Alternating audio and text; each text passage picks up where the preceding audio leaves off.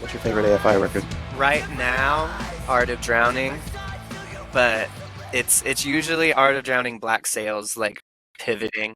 But technically, All Hallows EP is Oh, I always love it. top for me. Yeah, that's like boy, like that whole era, those three releases is just like the pinnacle of like my favorite kind of like blends of like hardcore and punk and like I spooky agree. stuff, like post punk as I'm wearing the chameleon shirt. Like Yeah, it's masterfully done, and I love Sing the Sorrow. I love the early stuff. absolutely. Later stuff we don't have to talk about, but those are my favorites. Sorry, I could talk about AFI for fucking Oh, ever. yeah, me too. The All Hallows EP is what really got me into them because the first band that I was in that was like original material, we were a straight edge hardcore band, which I didn't even know what the hell straight edge was. Everybody's like, "You want to be in this band?" I'm like, "Sure." People have heard me tell that story on here 1,000 times, so I'm not going to bore everybody with that again. But it was funny because like I had to hear some reference points. So they're like, "Oh, you know who Minor Threat is?" Not that we sounded like Minor Threat either, but they were like, "Here, check out this band." And I was like, I like this band. And then at some point, the Halloween cover being thrown at me by AFI, and I was like, I can get down with this.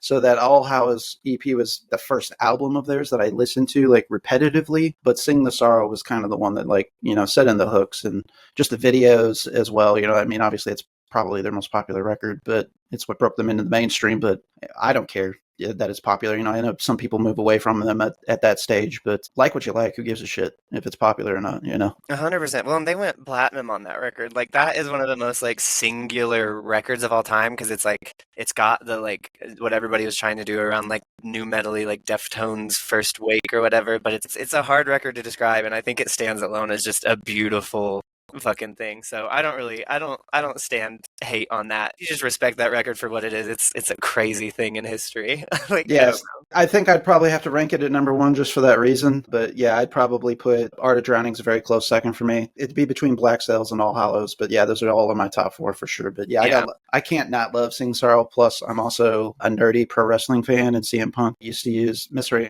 as his like intro song, and Cool. so Yeah. I was like really into that. So I thought that was really cool. I was like, oh, this wrestler likes the music that I like, so. And Yeah. it landed with me in a different way. No, I mean that totally tracks, and so much of the punk culture that I gravitated towards was probably because of like learning about like Davey Havok's like veganism and straight edge. Which, still vegan. I stopped being straight edge at 19, so I know I never was. But like, it's cool to like get into a band that sounds like they sound by the time it's like Sing the Sorrow and December Underground, and you find all these like cool hardcore like politics or like ways of thinking that like drags you further into like you can get into the actual like niche like subculture from this like hugely accessible thing. I love it. I think Definitely. they're a really important band for that reason.